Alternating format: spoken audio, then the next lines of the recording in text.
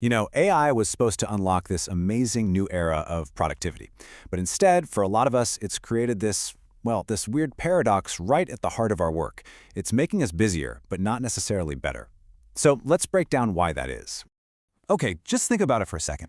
Your AI assistant can whip up a perfect email in, 10 seconds? Great, but faster email just means more email. You're not actually saving time. You're just getting pulled into a productivity arms race where everybody's sending 3 times as many messages because, hey, it feels free. It really makes you question if raw speed is even the right goal to begin with. All right, so let's start with that seductive promise of AI productivity. We'll unpack how these incredible tools can, believe it or not, set a pretty sneaky efficiency trap. I mean, at first, the feeling is just amazing. AI tools can take these huge tasks that used to take days, we're talking financial modeling, content creation, you name it, and just crush them in a few hours. That initial burst of excitement makes you feel like you have superpowers, right? Like you're suddenly free to do so much more. But this is where the cycle really begins. The second we get faster, leadership and, well, the whole market notices. And what's the logical next step? The workload expectations get recalibrated. They creep up. If a task now takes half the time, it just seems reasonable to assign twice as many, doesn't it? So this recalibration, it doesn't just mean more projects. It means way more communication about those projects. And it pushes us into this state of constant, chaotic digital connection that actually has a name.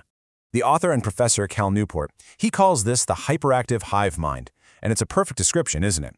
It's a workflow where our days are just completely dominated by this endless fire hose of unstructured, unscheduled messages. Emails, Slack pings, Teams notifications, all of them screaming for our immediate attention. And this quote just brilliantly captures the feeling. You're drowning in this swarm of digital gnats, and it forces you into this kind of performative work where you're always reacting, always connected, but you're very rarely doing the deep, focused work that actually creates real value. And look, this is not just a feeling. The data backs it up completely. A recent study found that a staggering 69% of remote employees say their communication tools are a primary source of burnout. Think about that. The very tools that are meant to connect us are the ones that are totally exhausting us. So here's the crucial point. We get locked into this full-blown cycle. AI gives us a boost, expectations rise, then we become completely dependent on AI just to keep our heads above water. And finally, this frantic pace becomes the new locked-in standard.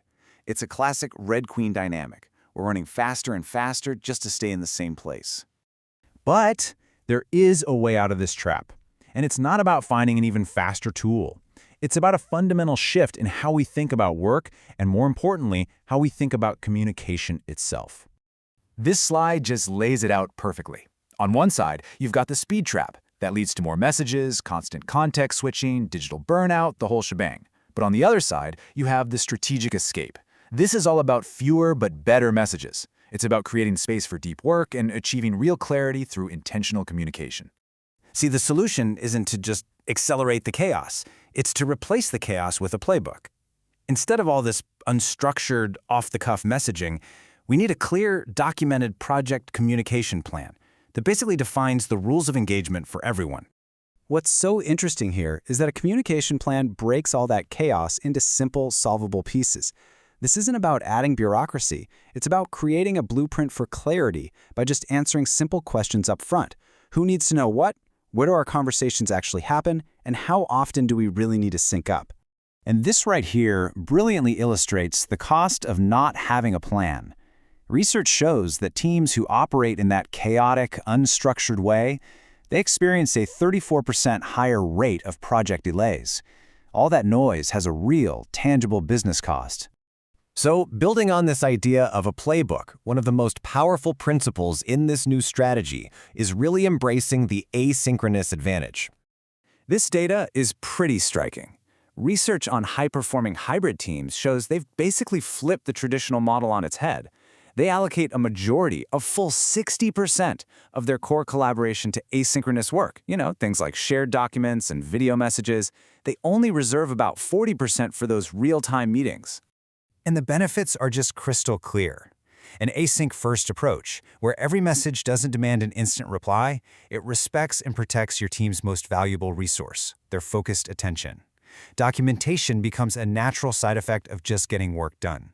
It's way more inclusive for global teams, and it drastically cuts down on that meeting fatigue and burnout that we all feel. So the crucial point here is to be intentional. Synchronous real-time communication, it's a powerful tool, but it's an expensive one. It should be reserved for genuinely urgent, complex problem-solving or team building. Everything else, all the stuff that clogs up your inbox like status updates, feedback requests, general announcements, that stuff belongs in the asynchronous world where people can actually engage with it on their own time. Okay, so how do you actually put this all into practice? It really doesn't require some massive company-wide overhaul. You can start with just a few simple, actionable steps to build your team's new playbook. Here's a really powerful toolkit. Start by defining your channels. No more guessing if something belongs in Slack or email. Try replacing those endless status meetings with short, recorded video updates. Use shared documents as a single source of truth, so information is easy to find, not buried in somebody's inbox.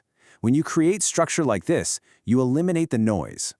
And really, this is the core takeaway of this entire explainer. Using AI just to do the same old things faster doesn't lead to better outcomes. It just creates more chaos, more notifications, and more burnout. Speed without a deliberate strategy is just noise at scale. So the next time you use an AI tool to fire off a quick response, just ask yourself, am I saving time here, or am I just escalating the productivity arms race? The goal isn't just to be faster, it's to be smarter. The real win is changing the game entirely. So what's your move?